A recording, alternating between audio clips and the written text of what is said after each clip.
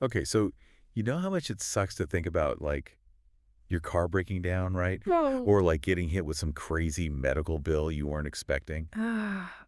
it's the worst. It is the worst, and that's kind of why we're doing this deep dive today. Right into emergency funds. Yeah, exactly. Okay. Emergency savings, all that good stuff. It's so important. It is, and we have this guide that you sent over that's really helpful. Oh, So yeah, it's packed with it tips. is. So we're going to unpack that. I'm excited. Yeah, let's jump in. Okay, so one thing I've always heard is like the 3 to 6 months of expenses rule. Right, that's like the classic Yeah, advice. but this guide's a little more nuanced. Like it says that if you're in a job A that's, little less predictable. yeah, like not super secure, You might want to have more. more like even up to 9 months, Yeah, 9 months is a good cushion if you're in a field that's if you could lose your job. exactly, or if your income fluctuates a lot, That makes sense. But then it also says like if you're in a really secure job, like a government job or something. yeah, you maybe only need 3 months. Yeah, exactly. It really depends on your personal situation. So it's not one size fits all. Definitely not. It's all about assessing your own risk. Makes sense. Yeah, But we're talking essential expenses here, exactly. Not like a shopping spree. not like that trip to Europe. Right. The essentials like rent, utilities, your groceries. Keep the lights on. Exactly. Okay, so I have to ask about this because this surprised me in the guide. Okay, what is it? It said that there is one time when investing might actually come before. Before having a full emergency fund. Yes. You're talking about the 401k match. Yes. Yeah, that's a big one. If your employer's matching your contributions, You don't want to miss out on that free money. free money. It's basically a guaranteed return. Okay, that makes sense. Got to take advantage of that. So where should we keep this emergency fund? Well, everyone always says high yield savings account. Right, right. But the guide actually recommends looking for one with a really good APY. Okay, to beat inflation. You want your money to grow a little bit.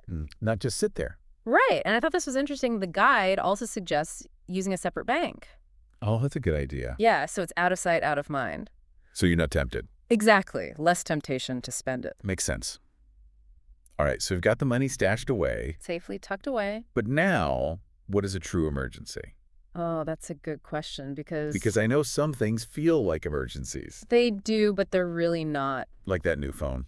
Or those concert tickets. Oh, yeah, I'm guilty of that. So the guide says a true emergency is unexpected. Okay. It's urgent and it's necessary. So car repair, yes. Concert tickets, no. Exactly. Even if it's your favorite band. Okay, that's helpful to have that distinction Right, because you don't want to deplete your emergency fund for something. that you could have planned for. Exactly. I like it. All right, so now I know people are thinking, okay, great, build an emergency fund. How? But how, when you're already stretched thin, yeah, the guide does have some tips for fast-tracking savings. it does. It has some really creative ideas. It does, and it breaks it down even further than just saying 15 to 20% of your income. Yeah. It gets into the specifics. So like 5% for short-term goals. Like your emergency fund and maybe some sinking funds. Okay. And then 10 to 15% for those long-term goals. Retirement, buying a house. Exactly. Feels less scary. Right. Breaking it down makes it seem more manageable. Yeah, because that 15 to 20% could be daunting.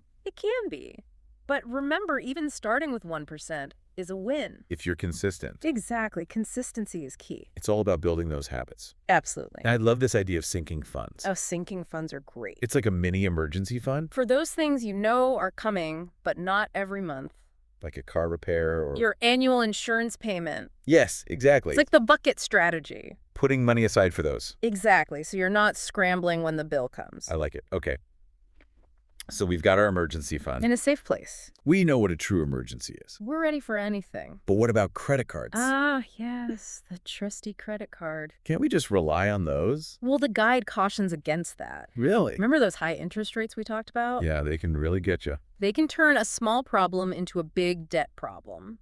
So cash is still king. Cash is king, especially in emergencies. Credit cards more like a backup. Exactly. A safety net, not the primary solution. Okay, so we're building that emergency fund to avoid... The high interest trap. Exactly. But what if you're already in debt? That's a good question. A lot of people are in that situation. How do you balance paying off debt and building an emergency fund? Well, the guide recommends a hybrid approach. Okay, tell me more. Start with a small emergency fund, like $1,000, Okay, just a little something. a little cushion, then focus on that high interest debt. Okay, the credit cards the with... crazy interest rates. Yeah. And once you've made some progress on that debt, Then you can ramp up the savings. exactly, it's all about prioritizing. But isn't there a risk if, like, you're focusing on debt and then... And an emergency happens. Yeah. That's a valid concern, and the guide says it's about finding that balance. Okay. Assess your own risk tolerance. If you're more risk averse? Maybe a slightly larger emergency fund. Okay, so it's really personalized. It is. It's about finding what works for you. I like that. So we've got a plan. We're tackling the debt. We're on our way. But what about those bigger goals? The long-term savings goals. Like buying a house or retiring early? Those are the exciting ones. Yeah, what does the guide say about that? Well, it paints a picture of what's possible. Oh, I love that. Once you have that financial security, Ray, give me some examples. think about taking that dream vacation without going into debt, Well, that's a good one. or having the freedom to change careers. Without worrying about money. Exactly. Or even starting your own business. That's awesome. Having that cushion gives you options. It's about freedom. It is. It's about living life on your own terms. Wow, that's really powerful stuff. It is. And it all starts with that emergency fund. Building that solid foundation. Exactly. I love it. Me too. All right, so much good stuff here today. Lots to think about. And we're just getting started. Stay tuned for more. More on building that financial security. Exactly. We'll dive even deeper. Awesome. Can't wait. I mean, it's amazing just taking that stress off, Mm-hmm. right? Like knowing you have that money set aside. Totally. It's like a weight lifted. It really is. You can just breathe easier. Yeah. And this guy makes a really interesting point. Like, it's not just about the practical side. Oh, yeah. There's a big emotional component, too. Yes. Like having that safety net can actually impact your well-being. Absolutely. It's like mental and emotional freedom. It's like self-care almost.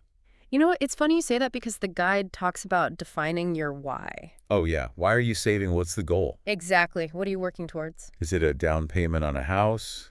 Is it early retirement? Is it that trip to Europe you were talking about? Maybe. Having that vision helps you stay motivated. It's like a vision board for your finances. I love that analogy. But let's be real. It's not always easy. No, it's a journey. There are going to be times when you're like, Yeah, the guide even talks about the psychology of saving. oh, that's interesting. Tell me more. Like how our emotions can get in the way. Oh, yeah. We know we should save, but then... But then that sale happens. Or you want to keep up with the Joneses. Exactly. It's like our brains are wired for instant gratification. Totally. So what does the guide say about that? Well, it talks about having a budget. Oh, the B word. I know, but it doesn't have to be restrictive. More like a spending plan. Exactly, a plan that aligns with your values. Makes sense. So you're making conscious choices And then it's easier to find those areas where you can cut back. and redirect that money to your savings goals. Right. And speaking of making it easier, the guide also mentions automation. Oh, automation is key. Set it and forget it. Exactly, you're putting your savings on autopilot. So you don't even think about it. And the best part is you can start small and gradually increase those transfers. Oh, that's a good idea. Make it a game. Like level up your savings. Exactly. And don't forget to celebrate those milestones. Yes, celebrate those wins. It keeps you motivated. It does, whether it's a nice dinner or just a moment of appreciation. Give yourself credit. You're doing great. And I love this. The guide talks about finding an accountability partner. Oh, that's a game changer. Someone to share your goals with. Someone to check in with and celebrate with. Like a financial cheerleader. Exactly, and it doesn't have to be a professional. Just someone who supports you.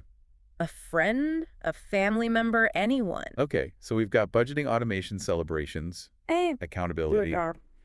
What else does the guide say about mindset? There's a section on visualization. Oh, I love visualization. It's powerful stuff. Imagine yourself achieving your goals, Picture at that dream home, that early retirement. feeling that financial security. It's not just wishful thinking. It's about aligning your actions with your goals. Exactly, creating a mental roadmap for success.